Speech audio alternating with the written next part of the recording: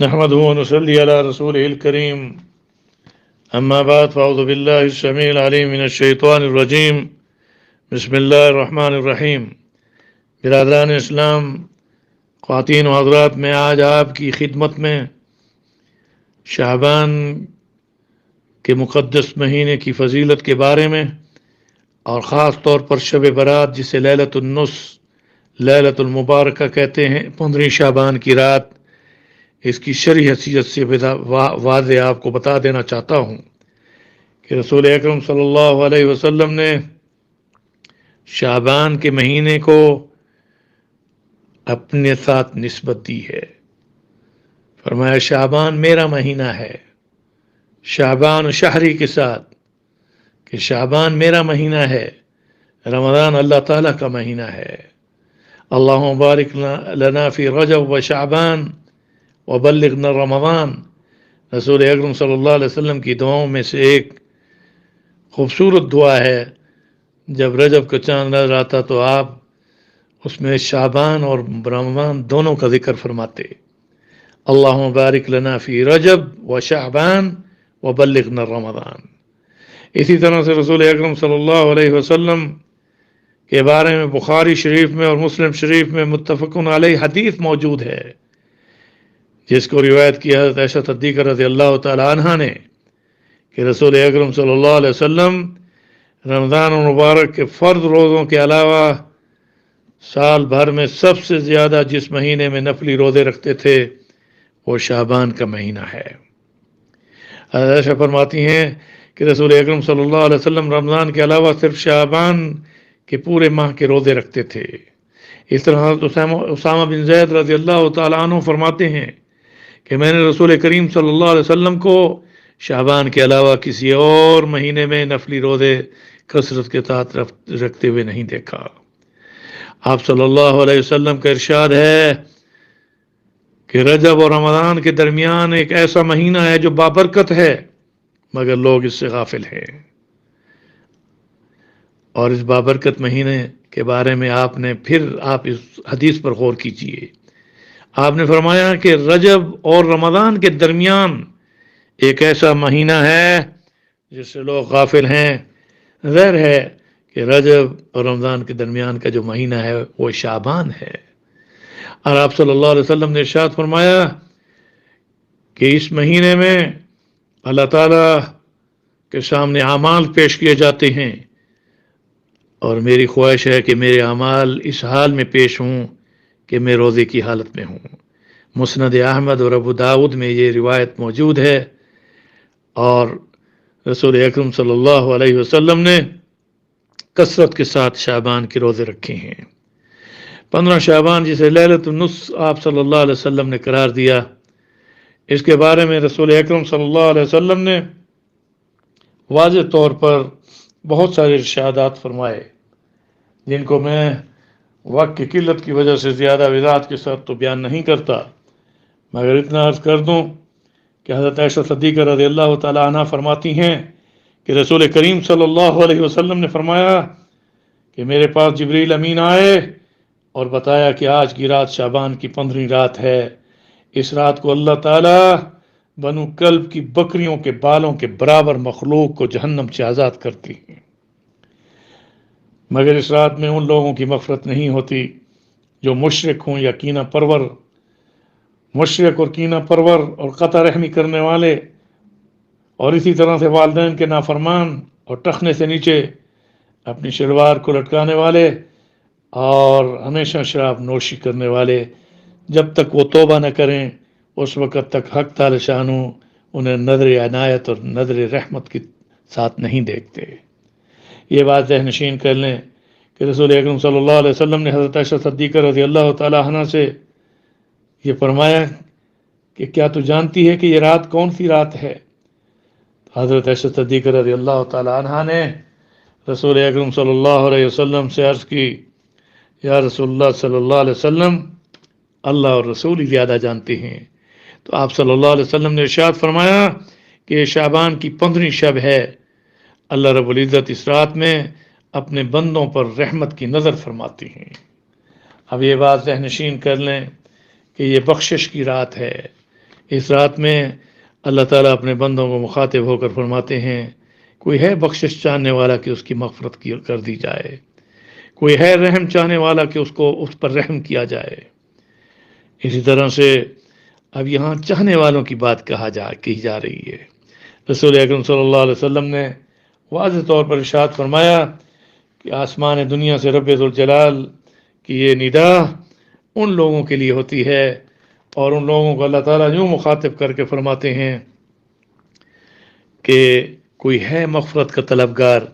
کہ اس کی مغفرت کر دی جائے، کوئی ہے رحم مانگنے والا کہ اس پر رحم کیا جائے۔ اس طرح یہ بات ذہن نشین کر لیں کہ ایک حدیث نہیں، کئی احادیث میں 15 شعبان کے بارے میں فضیلت ملتی ہے۔ اس رات میں اللہ رب العزت اپنی شان کے مطابق نزول فرماتے ہیں، اور پھر اس رات میں مغفرت فرماتے ہیں اور بندوں کی دعاؤں کو قبول فرماتے ہیں۔ برادران اسلام، میں آپ کو کن کن احادیثوں کی طرف لے چلوں؟ حضرت معاذ بن جبل رضی اللہ تعالیٰ عنہ روایت کرتے ہیں کہ رسول اکرم صلی اللہ علیہ وسلم نے ارشاد فرمایا کہ اللہ تعالیٰ 15 شب میں یعنی شب برات میں تمام مخلوق کی طرف تجلی فرماتے ہیں۔ اب یہاں تجلی فرمانا رحمت کے ساتھ ہے، مگر مشرک اور بغض رکھنے والوں کی طرف یعنی نظر رحمت سے نہیں دیکھتے۔ حضرت عثمان رضی اللہ تعالیٰ عنہ نے بھی رسول اکرم صلی اللہ علیہ وسلم کے ایک ارشاد، جس میں آپ صلی اللہ علیہ وسلم نے ارشاد فرمایا کہ اس رات میں اللہ تعالیٰ کی یہ ندا کہ کوئی مغفرت کا طلبگار کہ میں اس کی مغفرت کروں، کوئی مانگنے والا کہ اس کو عطا کروں، جو سچے دل سے مانگتا ہے اس کو ملتا ہے۔ اس لیے یہ بات ذہن نشین کر لیں کہ سال بھر کی 5 راتوں میں سے یہ ایک رات ہے جس میں اگر عبادت کے ساتھ وہ رات گزاری جائے تو اللہ تعالیٰ اپنے اس بندے پر جنت کو واجب فرما دیتی ہیں۔ ان میں لیلۃ القدر ہے، ان میں شب برات ہے،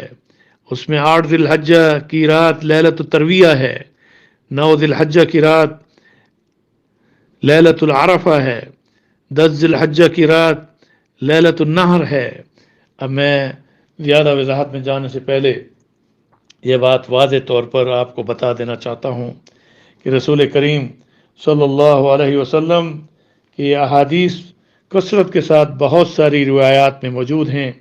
جس میں آپ صلی اللہ علیہ وسلم نے ارشاد فرمایا کہ اس رات میں ہر ایسے بچے کا نام لکھ دیا جاتا ہے جو آنے والے سال میں پیدا ہوتا ہے، ہر اس شخص کا نام لکھ دیا جاتا ہے جو آنے والے سال میں مرنے والا ہوتا ہے۔ یہ رات رزق کے فیصلے کرنے کی رات ہے۔ بعض علماء اس رات کو سال کا میزانیہ یعنی بجٹ کی رات قرار دیتی ہیں۔ اللہ تعالیٰ کا ایک نظام ہے، اور وہ نظام اللہ تعالیٰ چلا رہے ہیں۔ اللہ تعالیٰ جانتے ہیں کہ کیا ہوگا اور کیا ہونا ہے، اس کا علم اللہ کے پاس ہے۔ اس لیے یہ بات ذہن نشین کر لیں کہ رب ذوالجلال نے اس رات میں واضح طور پر اپنے پیارے نبی صلی اللہ علیہ وسلم کو بھی عبادت کرنے کا حکم بھی فرمایا۔ آپ صلی اللہ علیہ وسلم گھر میں نہیں تھے، اور عائشہ صدیقہ رضی اللہ تعالیٰ عنہ نے یہ دیکھنے کے لیے کہ آپ کہاں ہیں، تو آپ صلی اللہ علیہ وسلم جنت البقیع سے یعنی مقبرہ جو مدینہ منورہ جہاں میں مقیم ہوں، مدینہ منورہ، اس مقبرے سے رسول اکرم صلی اللہ علیہ وسلم تشریف لا رہے تھے۔ اسی پر رسول اکرم صلی اللہ علیہ وسلم نے حضرت عائشہ صدیقہ رضی اللہ تعالیٰ عنہ کو بتایا کہ کیا تو جانتی ہے کہ یہ رات کون سی رات ہے؟ یہ وہ رات ہے جس میں اللہ تعالیٰ اپنے بندوں کو بنو قلب کی بکریوں کے بالوں سے زیادہ تعداد میں لوگوں کی مغفرت فرماتی ہیں۔ میں انہی کلمات کے ساتھ اپنے آپ کو اور آپ کو تقوی کی وصیت کرتا ہوں۔ اس لیے اختلافات میں مت پڑو، یا تو بعض افراط میں ہے یا تفریط میں ہے۔ بعض لوگ اس رات کی اہمیت کو بھی نہیں جانتے اور اس کا انکار کرتے ہیں، اور حتیٰ کہ 15 شعبان کے روزے رکھنے سے بھی منع کرتے ہیں،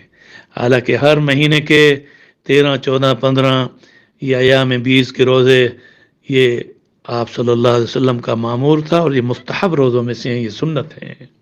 یہ بات ذہن نشین کر لیں کہ 15 شعبان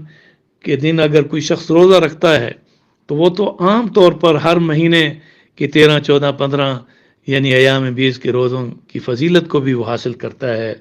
اس لیے اس رات کے بارے میں رسول اکرم صلی اللہ علیہ وسلم نے یہاں تک ارشاد فرمایا، جس کو مختلف کتابوں میں نقل بھی کیا گیا ہے، کہ آپ نے حضرت عائشہ صدیقہ رضی اللہ تعالیٰ عنہ کو ایک دعا بھی جو انہوں نے آپ صلی اللہ علیہ وسلم کو سجدے کی حالت میں سنی تھی، تو آپ نے وہ تعلیم بھی کی اور آپ نے ارشاد فرمایا کہ عائشہ تم اس دعا کو سیکھ لو اور دوسروں کو سکھاؤ، کیونکہ مجھے جبریل علیہ السلام نے یہ کلمات سکھائے ہیں اور کہا کہ انہیں سجدے میں بار بار پڑھا کرو۔ اب یہ دعا کون سی رات میں ہے، اس کے بارے میں بھی ایک روایت ملتی ہے کہ یہ رات وہی رات تھی جو رات کہ شب برات کی رات، جسے لیلۃ النصف کہتے ہیں، نصف شعبان کی رات تھی۔ آپ صلی اللہ علیہ وسلم نے باقاعدہ اس میں عبادت فرمائی اور اس میں آپ نے لمبا سجدہ کیا۔ عائشہ صدیقہ رضی اللہ تعالیٰ عنہ کہتی ہیں مجھے خیال ہوا کہ کہیں خدا نخواستہ آپ کی روح تو قبض نہیں ہو گئی۔ میں کھڑی ہو کر ٹٹولنے لگی اور اپنا ہاتھ آپ کے پاؤں کے تلوں پر رکھا، پھر آپ میں حرکت ہوئی جس سے میں مطمئن ہو گئی، تو میں نے سجدے کی حالت میں رسول کریم صلی اللہ علیہ وسلم کو یہ دعا پڑھتے ہوئے سنا، اللہم انی اعوذ بک بعفوک من عقابک۔ پھر دوبارہ اس دعا کو سن لیں۔ حضرت عائشہ صدیقہ رضی اللہ تعالیٰ عنہ فرماتی ہیں کہ میں نے سجدے کی حالت میں رسول اکرم صلی اللہ علیہ وسلم کو یہ دعا پڑھتے ہوئے سنا، اللہم انی اعوذ بک بعفوک من عقابک واعوذ برضاک من سخطک واعوذ بک منک جل وجہک لا احصی ثناء علیک انت کما اثنیت علی نفسک، لا احصی ثناء علیک انت کما اثنیت علی نفسک۔ آپ صلی اللہ علیہ وسلم سجدے کی حالت میں اس دعا کو پڑھ رہے تھے، اللہم انی اعوذ بک بعفوک من عقابک، میں پناہ چاہتا ہوں آپ کے عفو درگزر کے ذریعے آپ کے عذاب سے۔ اے اللہ میں پناہ چاہتا ہوں آپ کے عفو درگزر کے ذریعے آپ کے عذاب، اور پناہ چاہتا ہوں آپ کی رضا کے ذریعے آپ کی ناراضگی سے، اور آپ کی پناہ چاہتا ہوں آپ ہی سے۔ آپ بعظمت ہیں، میں آپ کی شایان شان تعریف تو نہیں کر سکتا، آپ ویسے ہی ہیں جیسے آپ نے خود اپنی ثنا اور تعریف فرمائی، لا احصی ثناء علیک انت کما اثنیت علی نفسک۔ بہرحال دعائیں تو اور بھی بہت ساری ہیں، اس رات میں اہتمام کے ساتھ دعاؤں کا بھی اہتمام کریں، اور اس رات میں خاص طور پر بدعات سے بچیں، آتش بازی سے بچیں، اور جو آج کل کی مروجہ جو بھی نیک اعمال والی راتیں ہیں اور بابرکت راتیں ہیں، ان کو ہم نے تماشا بنا رکھا ہے۔ رسول کریم صلی اللہ علیہ وسلم کے اسوہ حسنہ کو چھوڑ کر قسم قسم کی بدعات اور رسمیں جو ایجاد کی گئی ہیں ان کو اختیار نہ کیجیے، بلکہ آپ صلی اللہ علیہ وسلم کے اسوہ حسنہ پر اس رات میں عبادت کیجیے، لمبا سجدہ کیجیے، دعاؤں کا اہتمام کیجیے، اپنے گناہوں سے معافی مانگیے، اللہ تعالیٰ سے فراخی رزق کا سوال کیجیے، صحت عافیت سلامتی اور تقوی اور ایمان مانگتے ہوئے اللہ تعالیٰ سے اس موجودہ دور پرفتن میں ہر فتنے سے اللہ تعالیٰ آپ کو اور ہم سب کو اپنی حفاظت میں رکھے، اور ہمیں ہر فتنے سے، ہر وبا سے، ہر بیماری سے، ہر پریشانی سے، کرونا وائرس سے اللہ تعالیٰ بچائے۔ اور یہ دور پرفتن ہے، اس میں ظاہر ہے کہ ہم سب کو رجوع اللہ کرنا چاہیے۔ اس رات میں بڑے اہتمام کے ساتھ اس موجودہ حالات کے پیش نظر، جبکہ کرونا وائرس پھیل رہا ہے، لوگوں میں بدامنی ہے، بے چینی ہے، بدحالی ہے، اور اس کے علاوہ یعنی بے روزگاری ہے، بس دعا کریں کہ اس رات میں اللہ تعالی ہم سب کے لیے خیر کے فیصلے فرمائے، عافیت اور سلامتی، تقوی اور ایمان کی دعا کیجیے، اللہ تعالی ہم سب کو سعادت دارین نصیب فرمائے۔ انہی کلمات کے ساتھ میں پھر دوبارہ آپ کو اور اپنے آپ کو تقوی کی وصیت کرتے ہوئے یہی کہوں گا کہ اپنے دلوں کو صاف رکھیں، گناہوں سے توبہ کریں، صلہ رحمی کریں، اور اس کے ساتھ ہی بغض اور کینے سے بچیں، اور شرک جیسے ظلم عظیم گناہ سے بچیں، کیونکہ اس رات میں اللہ تعالیٰ اپنے بندوں کی عام مغفرت فرماتے ہیں، سوائے ان لوگوں کے جو شرک کرتے ہوں یا بغض رکھتے ہوں یا دل میں کینہ رکھتے ہوں اور قطع رحمی کرتے ہوں اور اس طرح والدین کے نافرمان ہوں۔ اللہ تعالی ہم سب کو سچا پکا مومن مسلمان بندہ بنائے اور ہم سب کو دین دنیا آخرت میں کامیابی، کامرانی، عزت، عظمت، صحت، عافیت، سلامتی، تقوی اور ایمان کے ساتھ سعادت دارین نصیب فرمائے۔ ہماری سب سے بڑی دعا یہ ہے کہ رب ذوالجلال ہم سب کو دین دنیا آخرت میں کامیابی عطا فرمائے اور پھر جنت میں ہم سب کے والدین، بہنوں، بھائیوں، بیویوں، بچوں کو، ہم سب کو بغیر جدائی کے جنت کی بہاروں میں رسول اکرم صلی اللہ علیہ وسلم کی مجلس میں اپنا دیدار اور لقاء، سلام اور رضا کا سرٹیفکیٹ عطا فرمائے۔ آمین آمین برحمتک یا ارحم الراحمین۔ آپ کا بھائی ڈاکٹر احمد علی سراج، برحمتک یا ارحم الراحمین۔ السلام علیکم ورحمۃ اللہ وبرکاتہ۔